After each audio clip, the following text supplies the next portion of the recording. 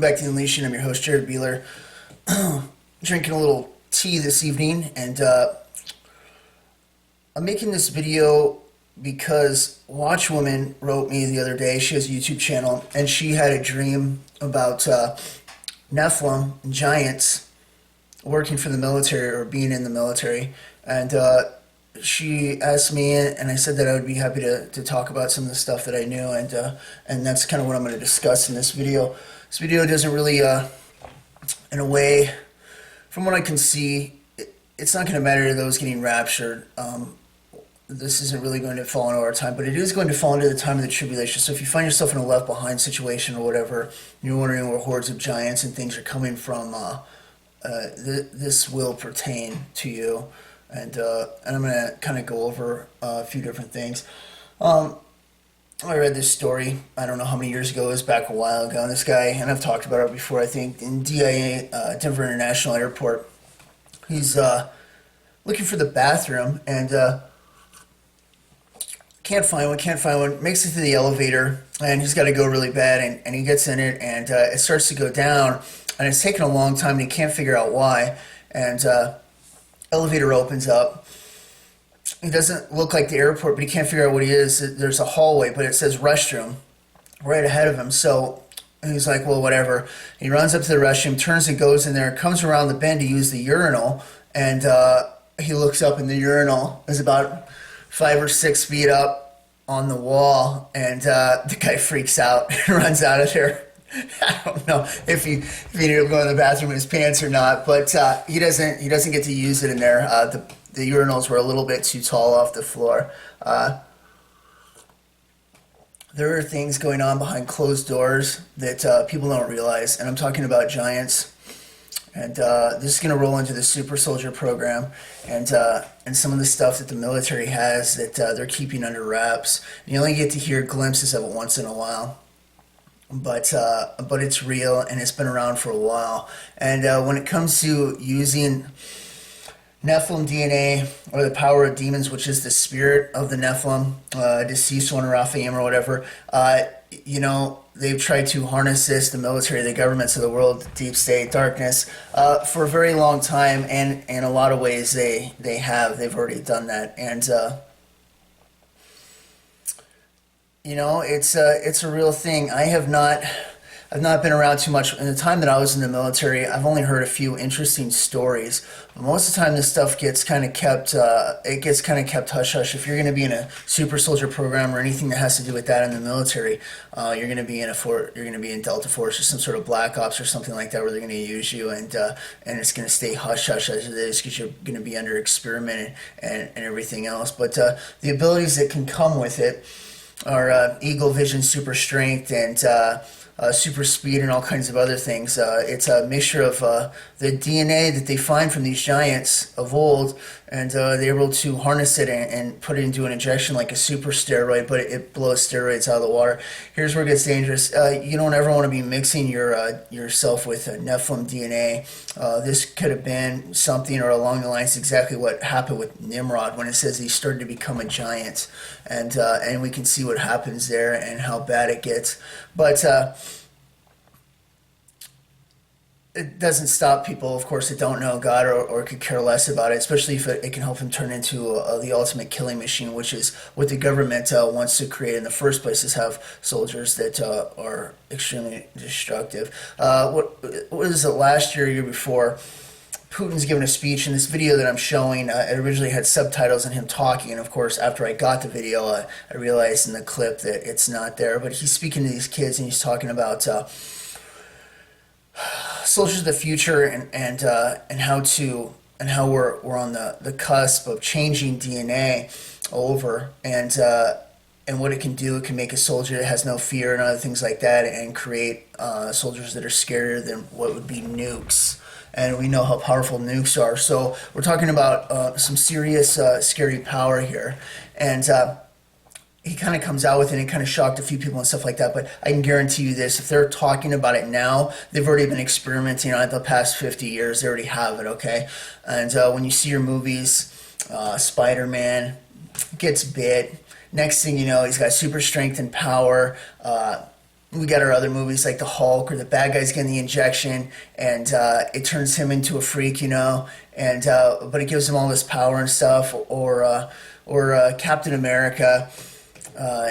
He's a total weakling, and the base of the movie, that he's got a good heart, and when he gets injected with this super serum, he comes out and he's more than a man. He's a super soldier, and these movies, in a way, are designed to not only indoctrinate us into this idea, so when you hear the idea, you think of it, you go, wow, that's cool, because you can associate it with your superhero who's the good guy, but also introduce it to the public, which is what the Illuminati do and stuff like that, through subliminal messaging and things like that that are in movies. But it has been around, and it is real. And when it comes to giants, like I said, at urinal and other things like that, I got a few stories that are real that go along with this. And I don't think that we get to see entirely what's going on, because I think they're on standby for something bigger. The tribulation, a roundup of people during the tribulation killing Christians and things like that are going to be working with all the forces that have already sold their soul out. They're in police departments, courthouses, and everything else that have already been bought into the Illuminati. They're on standby, and when they do, they will implement it. Trust me, there are lots of them, and they're ready to go, and they already have their black helicopters and everything, and it's ready, and it'll pop out of nowhere when the tribulation happens, but they're bought into it. And these giants, these Nephilim, these recreations and super soldiers and things like that, I think are going to be totally implemented during this time. And there's a lot of people in the tribulation, or that are going to be in the tribulation, and there's people that are pushovers and stuff like that, and they think that they're real badasses. And even if you're on roids and stuff like that, and I've been around a lot of that stuff, and I've seen it all. And I'm telling you right now, let me just read this verse here, Jeremiah 36. Ask ye now and see whether a man doth travail with a child. Wherefore do I see every man with his hand on his loins, as a woman in travail, and all faces are turned into paleness. Alas, for that day is great, so that none is like it. It is even the time of Jacob's trouble. All right, this is out of Jeremiah, and it's talking about it. When you see these guys, it's no joke. They'll break you in half. It doesn't matter how big you are or how awesome you think you are. The creation of changing genes into making somebody fearless, or how they look, or even better genetics and strength is one thing. When you start putting Nephilim DNA, which has angelic properties, inside somebody, it changes their whole structure.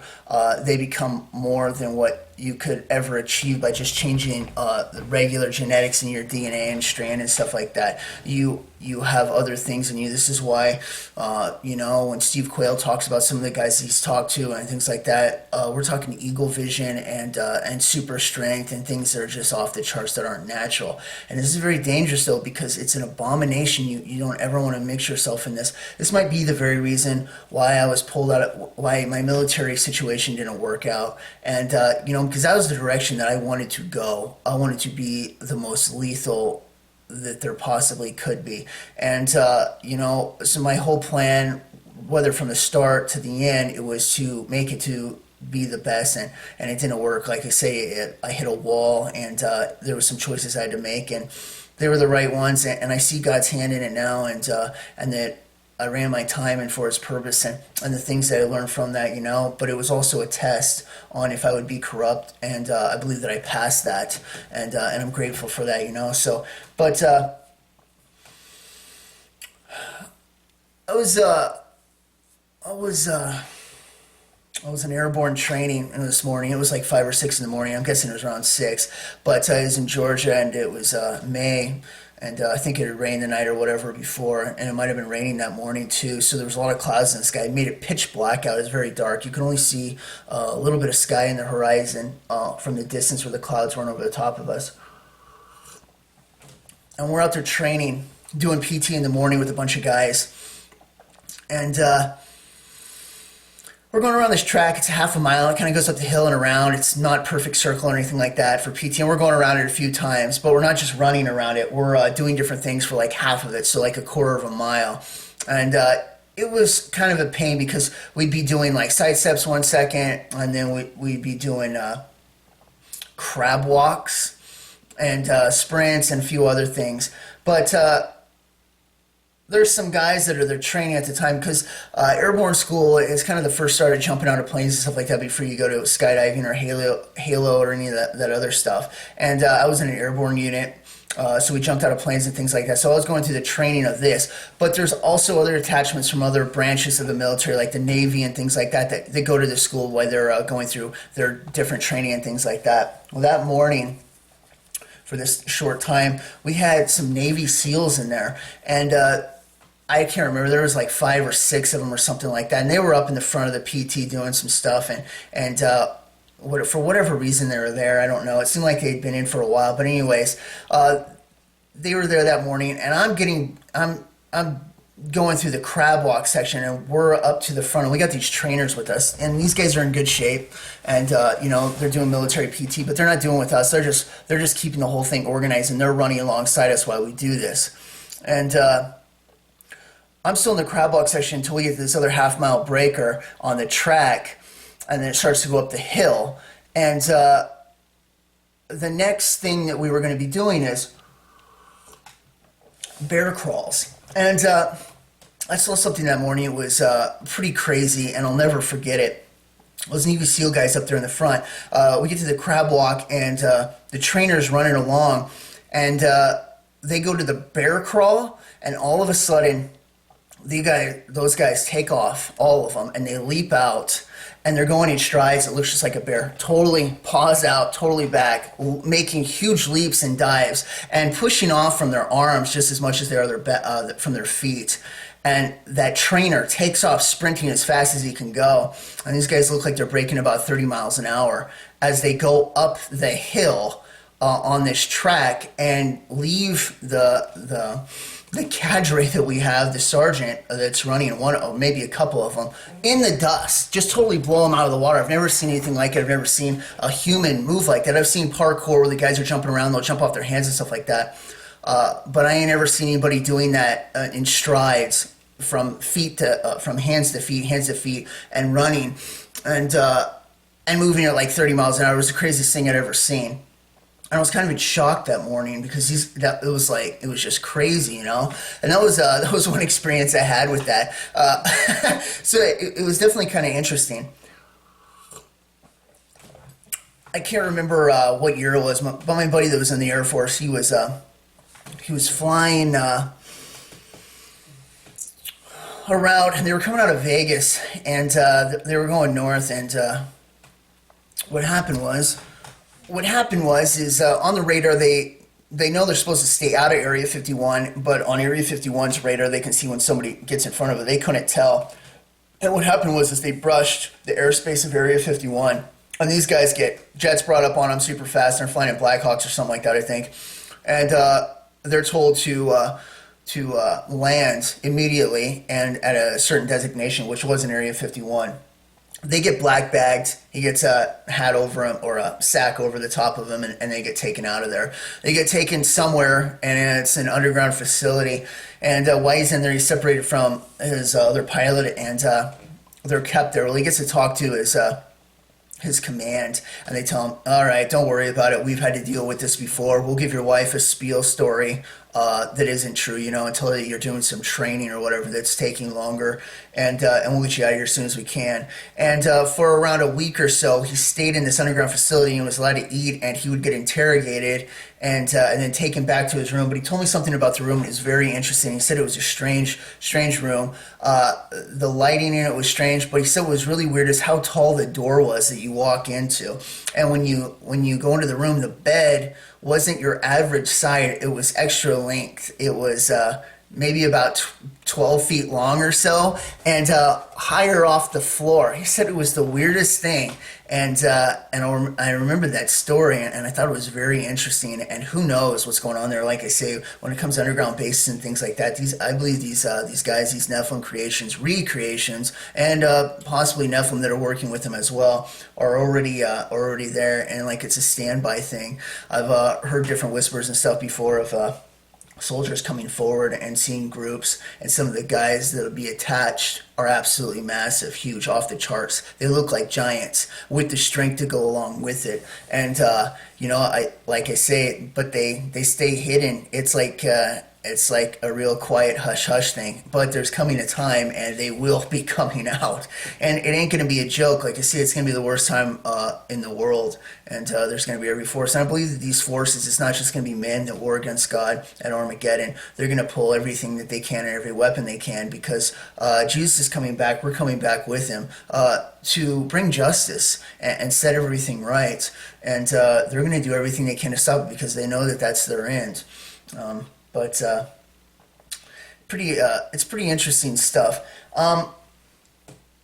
There's also, I've talked about this plenty of times, the whole hollow earth thing. When the Norwegian guy, I couldn't think of his name, Olav Jensen, writes his story, and it's from 1911, I believe, when it finally got published. But what he experienced when he went inside the earth, and the giants and stuff that are in there, and the whole thing's filled. It's a totally different world, and it sounds like make-believe.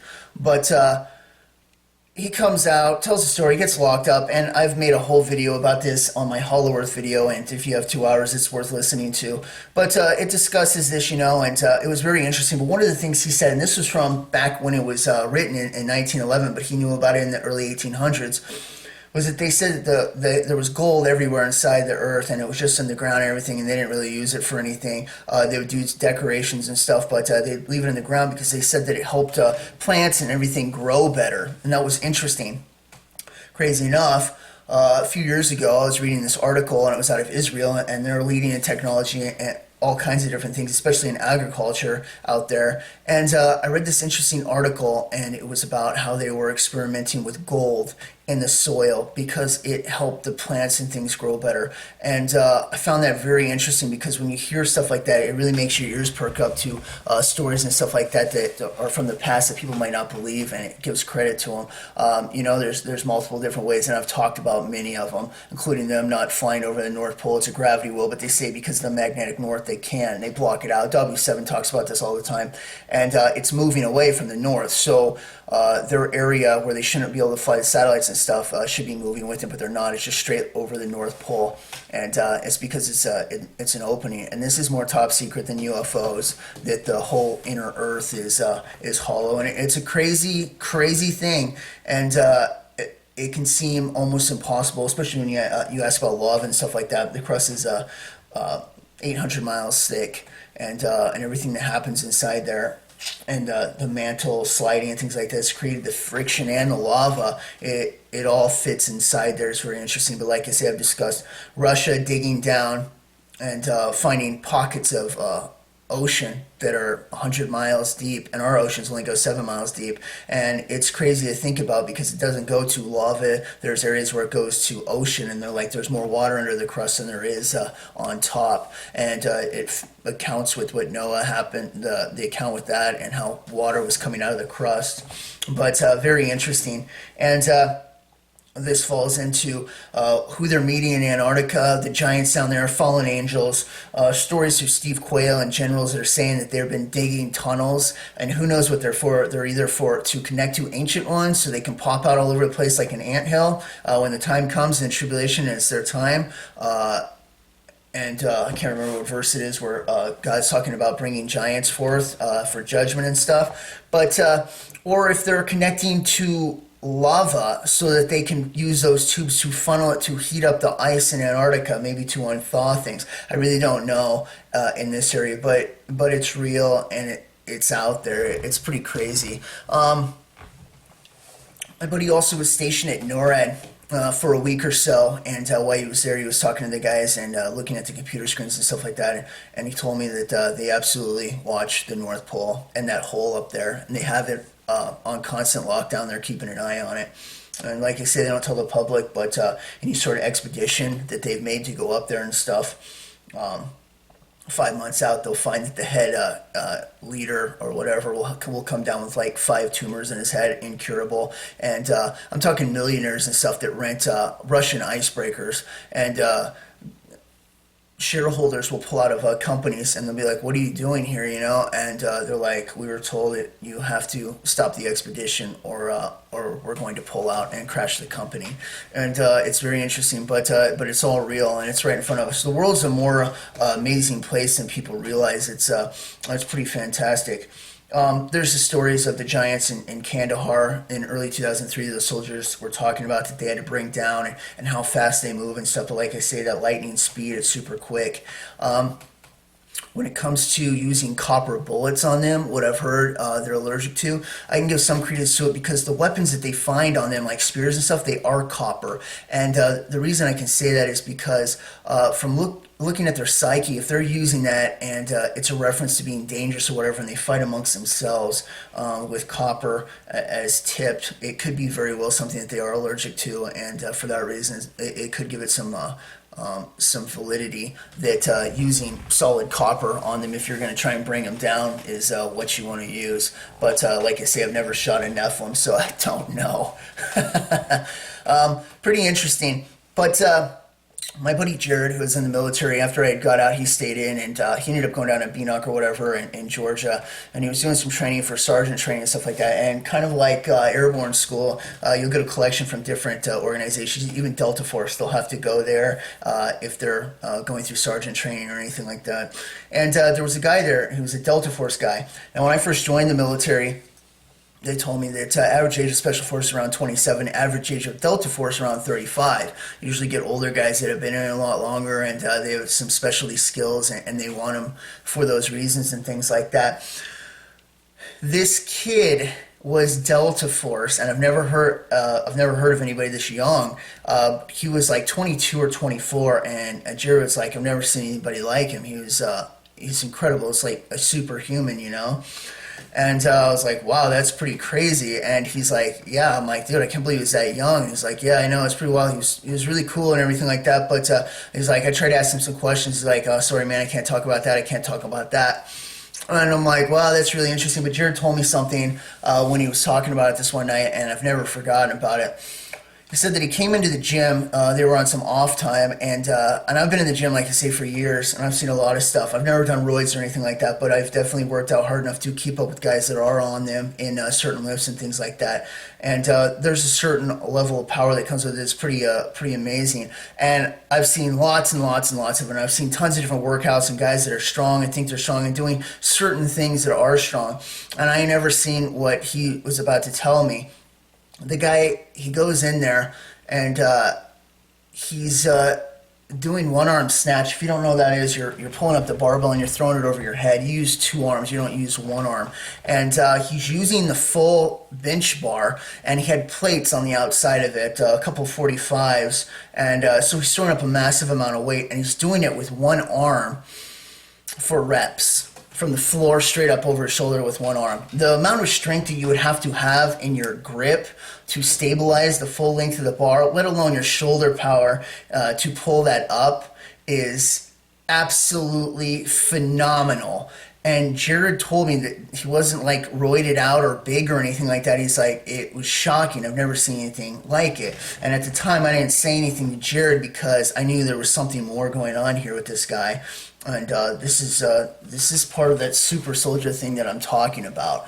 Clearly, this guy was involved in some experiments and things, and at his young age as well, probably was picked and chosen to do that. And it's very interesting, but the amount of power that this guy was pulling off to do a one-arm snatch with that amount of weight, with a full bar over his head for reps for like nothing, is it's just incredible. And for his size, because I mean he wasn't that big of a guy or anything like that either. And it's pretty amazing.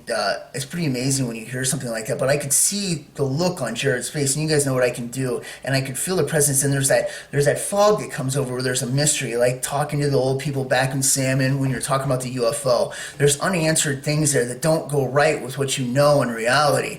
And for that reason, you don't want to think about it, or you don't think about it, so you kind of hush it up and push it in the past because it doesn't make sense with the world that you know.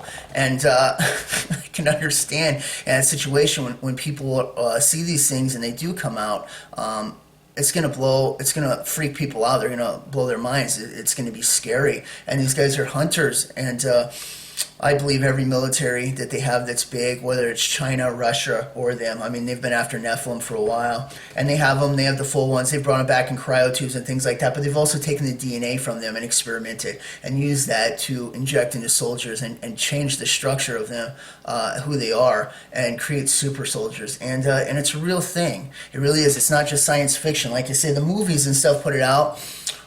But it's to push the agenda and to get the ideas implanted, so it's not a fake thing. Because when the tribulation comes and there's promises for living 500 years and not getting sick and superpowers and things like that with certain injections in the mark of the beast and stuff like that, they're going to need all the bribes they can. And by watching the movies that show that it's awesome and what you can be, the fantasy and vanity will roll in people, and they'll be way more apt to accept it. And that's for a lot of reason why I believe that they show it and stuff. And one of the last things I want to talk about on this is the demon aspect of it as well. They don't just use the powers, but they're after other things, including the demon itself. And I've seen this on video games and things like that, where the bad guys are trying to summon demons and are using their power and trying to enhance soldiers and things with it. First time that I was kind of really listening to this, I was on a stakeout this night, and I was watching this guy's house, and he beat up quite a few girls, and I was going to fold him in half. And I was looking to see if this was the right house before I made the operation. And it turned out not being there. But as I sat there through the night waiting, because we knew that he worked in the oil field, and as I was waiting there, the only thing on the radio was Coast to Coast, and it was one of the first times I ever heard Russ Dizdar, and he was talking about working with the police and everything like that, and the places that he goes into, and has seen demon possession and things like that, and how he was training up cops to deal with witchcraft and other things. And it was very interesting, and he was talking about the whole Nazi connection, and that's where it originated from, and where they discovered that using hypnosis was easier to break, and it wouldn't last as long, and people could come out of it for making split personalities and soldiers and weapons and stuff like that. The kind of stuff where people randomly shoot, they get a phone call, they don't realize it, and then they're totally, nobody knows why it happened, and really it was because some government or deep state gives them the call, and they've been trained up to do it as patsies. Well, what they discovered was that if you put those personalities with a demon, by letting demons enter these people, you get something that lasts a lot longer, and there's only one way to get it out, and that is through Jesus Christ and rebuking and accepting of Jesus Christ. There is another way that'll stick in there, and you can make multiple levels, multiple languages. You could have 10 demons in you and fluently speak German, Spanish, anything else like that, and it's real. And that was one of the first times that I had heard about it, and I thought that was interesting. So they're taking out, which is the spirit of a Nephilim, and they're also using that as well to create different things, and within the military. So you have not only the physical aspect, but the spiritual aspect as well that they use. And it's pretty disturbing, because they would rather go to the forces of darkness for power. But there's a reason why they do that. See, with good, it is more powerful. The thing is good doesn't go after good. It's a protector, and it defends, and it fights evil and destroys it. Whereas evil, they can make to go after good and everything else, or any target they want to get out of the way, which is the way they work. Because if there's somebody getting in their way and they're doing a diabolical deed, they want something that they can control. So they go after evil, of course. And this is just something that's always been, and I'm making that statement. But it is real, and they have done it for a very long time. Like I say, this was being done by the Nazis way back in the 40s and stuff like that, maybe even the 30s, and it still continues to this very day as well. I have actually ran into somebody that was in the military that involved with the CIA, and I'm telling you this, every single time it seems like, except for one that I know of right now, but I definitely keep suspicion of it. Every single time somebody's around the CIA or something along those lines, there is some sort of demon hold. And I was talking about it with Dustin the other night, because he got to experience it with me when we were dealing with a guy who was demon possessed on multiple levels, and he was talking about how easy he could speak languages. And as soon as I heard that, I started paying attention, because I was like, uh-oh. And it didn't take long before we started talking about God, and the demon showed. And and it was extremely obvious, and this guy was very bad news.